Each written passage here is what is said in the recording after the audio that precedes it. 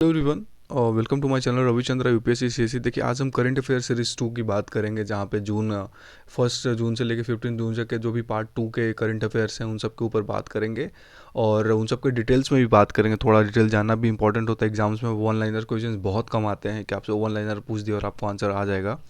So there are some questions with so many facts, so please watch the complete video and at the end of the day please review दीजिए, comment करिए, चीज़ों को दिखाइए, बताइए कि कैसे चीज़ें चलेंगी और क्या ज़रूरत है उसमें, और अपडेट्स करने की, कुछ और क्वेश्चंस ऐड करने बोलेंगे तो क्वेश्चंस भी ऐड करूँगा, तो है ना। सो पार्ट 2 में आज हम बात करने वाले हैं कई सारे इंपॉर्टेंट करंट अफेयर्स की। So this is me Ravichandra UPSC CSC, जहाँ पे आपको करंट अफेयर्स के update on a regular basis पे मिल जाते हैं। So please love the channel, please subscribe the channel, like the video and share with your friends as well. So start करेंगे question number 1 से, और आप वीडियो पॉज करके आंसर करोगे। आंसर करिए, ऐसा नहीं है कि बस चीज़ों को रटिए, आंसर करिए, खुद भी करिए, मन में भी करिए, फिर देखिए कि क्या कमी आ रही है, क्या प्रॉब्लम आ रहा है ना, तो उसके बाद आपके लिए आसान ज़्यादा हो जाएगा चीज़ों को याद करना। तो देखिए, the question number 1 is that which of the following Asian country became first to legalise marijuana. Marijuana गांजे को कहते हैं, कि इसमें से कौन सी फर्स्ट एशियन कंट्री बनी है जिसने गांजे को या मारिजुआना को लीगलाइज करा है। ये जून करंट अफेयर्स है और बहुत इंपॉर्टेंट करंट अफेयर्स है, एंड आई वेट कि किसी न किसी पेपर में बहुत डायरेक्टली आने वाला है। Your options are Vietnam, Thailand, Malaysia, Laos. Laos को एक्चुअली लाओस नहीं बोलते, इसको कुछ और बोलते हैं, है ना, तो इसका कुछ और रिपब्लिक नाम है।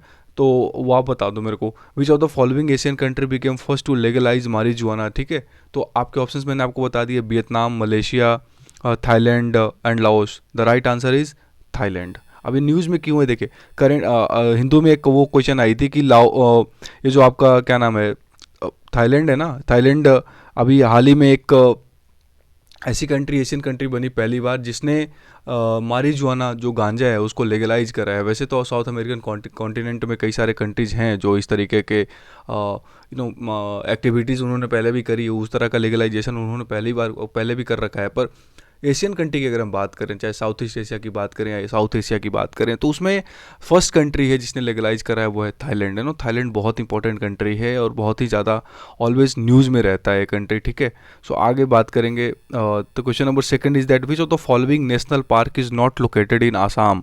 इसमें से कौन सा नेशनल पार्क आसाम में लोकेटेड नहीं है। Your options are Dibru Saikhowa national park, Orang national park, Namdapha national park and Raimona national park. आप समझ गए ऑप्शंस, आई होप यू अपने आंसर भी कर दिया होगा। The right answer is Namdapha national park. Namdapha national park Assam में नहीं है, ये अरुणाचल प्रदेश में है नामदफा नेशनल पार्क। सो एक कुछ समय पहले न्यूज़ में भी था, क्योंकि ओरांग नेशनल पार्क का नाम बदल के पहले इसका नाम राजीव गांधी ओरांग नेशनल पार्क हुआ करता था, जिसको इन्होंने सिर्फ ओरांग नेशनल पार्क कर दिया है। ठीक है, तो अपन इसके बारे में भी बात करें। देखिए, न्यूज़ में क्यों है, न्यूज़ में इसलिए है क्योंकि एक सर्वे हुई है जिसमें कि राइनो का जो री इंट्रोडक्शन से रिलेटेड है ना, उसके ऊपर बात इन्होंने की है कि किस तरीके से राइनोज़ का री इंट्रोडक्शन करना, राइनो विज़न जो है आपका, जो मानस नेशनल पार्क है असम में, वो किस तरीके से आपकी एक्टिविटीज़ को इम्पैक्ट कर रहा है, किस तरीके से जो उनके नंबर्स हैं उसको इम्पैक्ट कर रहा है बेसिकली। सो आपको ये भी पता होना चाहिए कि जो मानस नेशनल पार्क है, जो वन ऑन राइनोसेरस जहाँ पे रहते हैं, वैसे तो काजीरंगा में बहुत रहते हैं, फिर पवित्रा वाइल्ड लाइफ सेंचुरी जो असम है वहाँ पे बहुत रहते हैं, पर मानस यूनेस्को जो वर्ल्ड हेरिटेज साइट है, ये भी क्वेश्चन आपके लिए इंपॉर्टेंट है कि मानस एक वर्ल्ड हेरिटेज साइट है, वहाँ इन्होंने कुछ री इंट्रोडक्शन करा था, कुछ शिफ्टिंग करी थी इन्होंने वन हॉर्न राइनोज की। ठीक है, एक rhino reintroduction programme under the Indian rhino vision 2020 was started in 2006। ये भी क्वेश्चन आपके लिए इंपॉर्टेंट है कि जो राइनो से रिलेटेड इंडिया का एक री इंट्रोडक्शन प्रोग्राम चल रहा है, जिसमें कि एक जगह से हटाकर दूसरी जगह पर उसको हम शिफ्ट करते हैं सेम इकोलॉजिकल कंडीशन में, सो दैट कि वो ज़्यादा से ज़्यादा सर्वाइव कर सकें, क्योंकि एक जगह पर ज़्यादा नंबर होते हैं। किस तरह की मान लो कोई ऐसा पॉइजनस एक्टिविटी हो जाता है, लाइक काफ़ी समय पहले कई सारे, जैसे कि आपने पढ़ा होगा, गिर के जंगलों में एक साथ ही 23 से 24 टाइगर जो हमारे थे, वो शेर जो थे वो हमारे मर गए थे। उसका सबसे बड़ा कारण ये होता है कि मान लो किसी तरीके का कोई, जैसे सांबर झील में भी एक ऐसा कुछ इंसिडेंट हुआ था कुछ समय पहले, तो वही सेम चीज़ होती है कि अगर आप एक जगह बहुत सारे आपके एक ही तरह के स्पेसीज रह रहे हैं जो बहुत ही important endangered species, vulnerable species हैं, उनमें से किसी एक के साथ भी कुछ ऐसा कोई भी ऐसे पॉइजनस एक्टिविटी होती है, कोई चीज़ ऐसी फैलती है, तो वो सब में फैल जाती है फिर। सो उसी को ध्यान में रखते हुए 2006 में इंडियन राइनो विजन करके एक प्रोग्राम स्टार्ट किया गया था 2026 तक के लिए। ठीक है, वो आपको 2020 तक के लिए वो आपको पता होना चाहिए कि कब स्टार्ट किया गया था, और मानस क्या है, वर्ल्ड हेरिटेज साइट है। क्वेश्चन नंबर 3 की बात करेंगे कि Francia Marquez became the first ever black women vice president of which nation. देखिए, अब ये क्वेश्चन क्यों इंपॉर्टेंट है, पूछना तो मुझे वैसे प्रेसिडेंट को चाहिए था, प्रेसिडेंट भी इंपॉर्टेंट है, पर the first women black vice president जो है ना, ये क्वेश्चन ज़्यादा इंपॉर्टेंट है। सो आपको जवाब देना है कि Francia Marquez became the first ever black women vice president of which nation? Colombia, Haiti, Chile, Ecuador. आपके ऑप्शन हैं Colombia, Haiti, Chile, Ecuador. I hope आपने आंसर कर दिया होगा। The right answer is Colombia. अभी देखिए कोलंबिया में elections हुए थे जिसमें कि लेफ्ट पार्टी के गुआस्तोवो पेट्रो जो हैं वो पहली बार कोई लेफ्ट पार्टी से प्रेसिडेंट बने हैं। लेकिन इसमें इंपॉर्टेंट क्या है, आपको ये भी याद रखना कि प्रेसिडेंट कौन है, गुस्तावो पेट्रो, इसलिए मैंने कटिंग लगाई है। लेकिन जो फ्रांसिया मार्क्वेज है ना, ये first ever black women vice president बनी है कोलंबिया की। कोलंबिया कहाँ पे है? लैटिन अमेरिका कॉन्टिनेंट में एक मतलब American continent, south American continent या लैटिन अमेरिका जिसको बोलते हैं, वहाँ पे एक देश है, बेसिकली साउथ अमेरिका में है वैसे। सो देखिए अगला क्वेश्चन जाने से पहले I would request everybody to please follow this Twitter profile जहाँ पे यूपीएससी स्क्रीनशॉट से रिलेटेड करके प्रोफाइल है, जहाँ पे आपको बहुत ही सारे इंपॉर्टेंट कटआउट्स मिल जाएंगे ऑन रेगुलर बेसिस। जहाँ पे भी मुझे लगता है कुछ ऐसा करंट अफेयर्स है, कुछ भी ऐसा इंपॉर्टेंट कटआउट है, उसको मैं स्क्रीनशॉट लेकर इस पर ट्वीट कर देता हूँ। So please take care of that, please go through this particular channel जहाँ पे आपको बहुत सारे करंट अफेयर से अपडेट्स मिल जाएंगे regular basis. And this is my BPSC farewell Telegram channel जहाँ पे I stated again objective question, जहाँ पे 1000 से ज़्यादा क्वेश्चंस मैंने पहले ही करा दिए थे। Now I am starting again for that. So please follow the channel, both the channels, and you will be benefited a lot. देखिए क्वेश्चन नंबर 4 की बात करेंगे। Which country presided the 14th meeting of BRICS summit in the year 2022? 2022 के जो summit हुए थे वो BRICS summit को किस कंट्री ने हेड करा या किस कंट्री ने प्रिसाइड करा? अभी यूपीपीसीएस या किसी एग्जाम में पूछा गया था कि बिम्स्टेक को किसने हेड करा था 5th समिट को, तो जिसका आंसर था श्रीलंका। उस तरीके से इस तरह के क्वेश्चंस बनते हैं कि 14th ब्रिक्स समिट को किसने हेड करा था। आपके ऑप्शन है इंडिया, चाइना, रसिया, ब्राज़ील। इंडिया, चाइना, रसिया, ब्राज़ील। पांचवी कंट्री कौन है? साउथ अफ्रीका है ना, ब्रिक्स को जिन्होंने 2010 में ज्वाइन करा था। तो आपको ये देश पता होना चाहिए कि 5 देश कौन कौन से हैं और ये क्यों बने थे। बेसिकली इमर्जिंग इकोनॉमीज़ हैं, चारों पांचों अलग अलग कॉन्टिनेंट्स की हैं। इंडिया, चाइना तो एक ही कॉन्टिनेंट के हैं, बाकी उसके अलावा African continent, south American continent, Europe और एशिया दोनों से आता है रिप्रेजेंट करता हुआ रसिया। तो ये सब क्या है? बेसिकली एक तरीके की इमर्जिंग इकोनॉमीज़ हैं, जिससे रिलेटेड अभी किसी एग्जाम में पूछा भी गया था कि ब्रिक्स के ग्रुपिंग्स का क्या मतलब है। These are the grouping of 5 emerging economy, उसमें ऑप्शन था, तो ऑप्शन यही सही था। तो आपके ऑप्शन हैं आप इंडिया, चाइना, रसिया, ब्राज़ील। मुझे लगता है आपने आंसर कर दिया होगा। The right answer is China. अभी हाल ही में तो 23 जून को 23 जून को 23 जून को जो भी 24 जून को जो भी मीटिंग हुई थी उसमें हेड किया किसने? शी जिनपिंग ने, जो कि कौन है?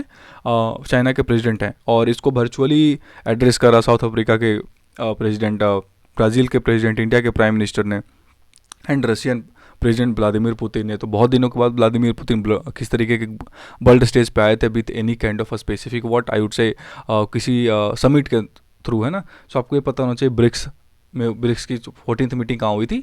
2022 में चाइना में। लास्ट टाइम कहाँ हुई थी? इंडिया में। इंडिया ने हेड करा था, एक्चुअली वर्चुअली हुई थी, तब इंडिया ने इसको सबमिट करा था। बीजिंग डिक्लेरेशन निकल के एक बाहर आई है इससे। देखिए क्वेश्चन नंबर 5 की अगर बात करेंगे, which of the following airport in India became first to run exclusively on hydro and solar energy और entirely on solar and hydro energy? कौन सी एयरपोर्ट इंडिया की पहली एयरपोर्ट बनी है जो हाइड्रो सोलर एनर्जी पे इंटायरली रन करती है? आपके ऑप्शन है कोचीन एयरपोर्ट, आईजीआई एयरपोर्ट मतलब Indira Gandhi international airport Delhi, Patna airport, Hyderabad airport. Option हैं Cochin airport, Delhi airport, Patna airport and Hyderabad airport. अब देखिए इसे भी आप कहोगे, ऐसा ये क्वेश्चन अभी हाल ही में यूपीपीसीएस में आया था कि इसमें से कौन सा एक एयरपोर्ट है जो सोलर पावर्स पे चलता है, सोलर एनर्जी पे चलता है? The right answer is what? Cochin airport. So इस तरह के क्वेश्चंस बनेंगे आपके किसी न किसी पेपर्स में, अब बहुत ही इंपॉर्टेंट क्वेश्चंस हैं। तो आपको बताना है कि कौन इंडिया का पहला एयरपोर्ट बना है जो हाइड्रो एनर्जी और सोलर एनर्जी पे चलने वाला है, मतलब एक्सक्लूसिवली या इंटरली उसी पे रन करने वाला है। The right answer is Indira Gandhi international airport Delhi. अभी हाल ही में देखिए आप, Delhi airport becomes first India's first to run entirely on solar and hydro and solar energy. ठीक है, हाइड्रो एंड सोलर एनर्जी पे चलने वाला कौन है? सोलर एनर्जी पे सिर्फ पूछे तो आप बता दोगे कौन सा? कोचीन एयरपोर्ट, जहाँ कहाँ पे? केरल में। लेकिन अगर हाइड्रो एंड सोलर एनर्जी दोनों आता है तो आंसर होगा आईजीआई एयरपोर्ट। और क्वेश्चंस में अब यही आएंगे क्योंकि सोलर एनर्जी से ज़्यादा वो थोड़ा पुराना न्यूज़ है, लास्ट ईयर का न्यूज़ है, लेकिन अब ये क्वेश्चंस आजकल यही आएंगे अगर आएंगे भी तो। क्वेश्चन नंबर 6 की बात करेंगे कि विच of the following country is not part of I2U2 initiative launched recently? I2U2 initiative का इसमें से कौन सा देश पार्टिसिपेंट नहीं है? आपके ऑप्शन हैं Israel, USA, Indonesia, UAE. I2U2, ठीक है, I2U2 का कौन इसमें से मेंबर नहीं है? आपके ऑप्शन हैं Israel, USA, Indonesia, UAE. The right answer I would से आप लोगों ने दे दिया होगा। The right answer is Indonesia. देखिए I2U2 में 4 कंट्रीज हैं, इंडिया, इजराइल, यूएसए, यूएई। ठीक है, इंडिया, इजराइल, यूएसए, यूएई, जो बेस्ट या फिर बेस्ट बोलते हैं ना, बेस्ट एशिया क्वाड, जिसको अभी सीडीएस में आया था, ये सेम क्वेश्चन बनकर कि बेस्ट एशिया क्वाड में कौन से इसमें कंट्री नहीं है, मिडिल ईस्ट क्वाड में कौन से इसमें कंट्री नहीं है। सो इंडिया, यूएसए, इजराइल और यूएई। आपको ये पता होना चाहिए कि Israel looking forward to promote I2U2 initiative, उनके इन्वॉय ने कहा है। ठीक है, तो आपको इसमें पता होना चाहिए कि ये सारे चारों देश मिलकर आपस में technology development, technical development, economic development से रिलेटेड जो भी चीज़ें वो सारे इसके ऊपर वर्क करने वाले। बहुत इंपॉर्टेंट क्वेश्चन, आप इसको बिल्कुल इग्नोर नहीं कर सकते। क्वेश्चन नंबर 7 है कि 20% ethanol blending in petrol is targeted to be achieved by which year. Bharat सरकार ने किस साल तक पेट्रोल में 20% इथेनॉल ब्लेंडिंग, इथेनॉल मिक्सचर या इथेनॉल की मिक्सिंग की टारगेट रखी है? तो ऑप्शंस हैं 2022, 2023, 2024, 24-25, 25-26। 22-23, 23-24, 24-25, 25-26। 20% ethanol blending. I am not talking about 10% ethanol blending. देखिए the right answer is 25-26, D option is the right answer. अब ये न्यूज़ में क्यों था कि प्रधानमंत्री ने कहा है कि हमने 10% इथेनॉल ब्लेंडिंग जो है वो अचीव कर लिया है। 10% इथेनॉल ब्लेंडिंग कब तक अचीव करना था पेट्रोल में? नवंबर 2022 तक, और हमने 5 महीने पहले उस चीज़ को क्या कर लिया, अचीव कर लिया। अब इथेनॉल ब्लेंडिंग कुछ नहीं है, पेट्रोल में इथेनॉल की जो आपकी ये सब मोलेसेज, शुगर केन वगैरह से जो बनता है उसका ऐड करके अपन थोड़ा सा पेट्रोल पर निर्भरता को कम करना चाह रहे हैं। इंपोर्ट बिल जो हमारी पेट्रोल की बहुत ज़्यादा है उसको कम करने का हमारा जो मकसद है उसके ऊपर फोकस किया गया है बेसिकली, है ना। सो इस चीज़ को ध्यान में रखते हुए हमने एक टारगेट करा था कि इथेनॉल ब्लेंडिंग करेंगे, तो 10% इथेनॉल ब्लेंडिंग तो हमने अचीव कर लिया है। कब तक? नवंबर 2022 के पहले ही। अभी 20% इथेनॉल ब्लेंडिंग साल 2025-26 यानी उसको फाइनेंशियल ईयर बोल सकते हैं, उस तक अचीव करने का हमारा मकसद है। ठीक है, देखिए क्वेश्चन नंबर 8 की बात करेंगे कि world's first population estimation of fishing cat is done in which lake of India. This is one of the most important question I would say, कि दुनिया का पहला फिशिंग कैट का पॉपुलेशन एस्टिमेशन जो सेंसस है वो बेसिकली भारत के किस लेक में किया गया है? आपके ऑप्शन हैं Chilika lake, Vembanad lake, Wular lake, Sambhar lake. Chilika, Vembanad, Wular, Sambhar lake. ठीक है, the right answer is Chilika lake. Chilika lake Orissa में दुनिया का पहला फर्स्ट फिशिंग कैट सेंसस को कहाँ किया गया है? चिलिका लेक में। चिलिका लेक क्या है? एशिया का सबसे बड़ा, एशिया का, इंडिया का नहीं, Asia's largest brackish water lagoon, आपको पता होना चाहिए। And this is the world first population estimation of the fishing cat done outside the protected area network. Fishing cat what, बिल्ली होती है ना, फिशिंग कैट बिल्कुल आपको टाइगर की तरह दिखेगी एकदम, और ये बहुत ही IUCN में इंडेंजर्ड स्पीशीज में आती है वैसे फिशिंग कैट, या फिर आई वुड से, आई am not sure about that, vulnerable endangered भी किसी में आती है। लेट्स चेक इट, एक बार कंफर्म कर लेना आप कौन सा है, उसके बाद मेरे को भी बता देना कमेंट बॉक्स में, otherwise I would pin there. ये कहाँ पाई जाती है? South Asia, South East Asia region में पाई जाती है, जैसे वियतनाम हो गया, जावा आइलैंड्स हो गए, इंडोनेशिया हो गया, मलेशिया हो गया, उन क्षेत्रों में ये पाया जाता है। ठीक है, so world fishing cat census done in what? Chilika. Question number 9 की बात करेंगे। Tiangong is a newly established space station of which country? Tiangong is a newly established space station of which country? आपके ऑप्शन है South Korea, Japan, Brazil, China. Tiangong space station इनमें से किस देश का है? ऑप्शन है South Korea, Japan, Brazil, China. I would say सब लोगों ने आंसर कर दिया होगा, आसान क्वेश्चन है पर न्यूज़ में क्यों था? The right answer is China. देखिए चाइना ने एक नया स्पेस माइलस्टोन लिटरली बना दिया है, जहाँ पे उसके 2 क्रू मेंबर्स जो हैं वो बेसिकली कहाँ जाकर रह रहे हैं, उन्होंने लिट ऑफ कर लिया है ग्राउंड से, और वो जाकर वहाँ स्टेप अपने उनकी जो तियानगोंग स्पेस स्टेशन जो उन्होंने बनाया है, जिसको आने वाले कुछ सालों के लिए, अगले साल तक के इस साल के लास्ट तक फंक्शनिंग कर देंगे। और भारत भी अपना स्पेस स्टेशन बनाने के ऊपर विचार कर रहा है। 2030-2031 तक हम चाहेंगे कि हमारा स्पेस स्टेशन हो, क्योंकि इंटरनेशनल स्पेस स्टेशन जो है, जो बहुत सारे देशों का मिक्सचर है, वो उसमें थोड़ा सा काफ़ी समय भी हो गया है, तो उसको डिसमेंटल करने की बात की जा रही है, डिसफंक्शन करने की बात की जा रही है। तो इसी का थोड़ा फ़ायदा उठाकर चाइना ने अपना एक तियानगोंग नाम का स्पेस स्टेशन क्या करा है, बना दिया है वहाँ पर, जहाँ पर वो पहुँचने वाले हैं बहुत जल्दी, मतलब पहुँच गए हैं उन्होंने काफ़ी हद तक इसको मतलब अपने मेंबर्स को वहाँ पे पहुँचाना स्टार्ट कर दिया। और अभी हम कहाँ पे हैं? गगनयान मिशन हमारी लॉन्च होने वाली है इस साल के लास्ट या अगले साल के जनवरी में। तो अभी हम अंतरिक्ष में जाएंगे, फिर अपना स्पेस स्टेशन इस्टेब्लिश करेंगे। So we are also trying good, we are also in the range, we are also in the list, race में हम भी हैं, ऐसा नहीं है कि हम बाहर हैं। So we will take time for that, but हमारी एक्यूरेसी चाइना के एक्यूरेसी से बहुत ज़्यादा अच्छी है। ठीक है, देखिए फ्रेंच ओपन की बात कर लेते हैं। फ्रेंच ओपन 2022 खत्म हो चुका है, ग्रैंड स्लैम, इसके विनर हैं राफेल नडाल, है ना। मेंस की अगर बात करें, मेंस में विनर है कौन, राफेल नडाल स्पेन के, और रनर अप कौन है, कैस्पर रूड, नॉर्वेजियन प्लेयर हैं ये कैस्पर रूड। और देखिए राफेल नडाल से बहुत सारे तथ्य हैं कि 22वां इनका ग्रैंड स्लैम था, ओल्डेस्ट मैन है जो इन्होंने इतने सारे ग्रैंड स्लैम जीते हैं। अगर लास्ट वाला ग्रैंड स्लैम अगर ये जीत जाते हैं तो ये भी फिर एक साल में जीतने वाले चारों के चारों ग्रैंड, लास्ट टाइम नोवाक जोकोविच बनने वाले थे पर वो हार गए थे अमेरिकन ओपन, विंबलडन ओपन शायद, तब नहीं तो वो भी एक साल में चारों ग्रैंड स्लैम जीतने वाले प्लेयर बन जाते।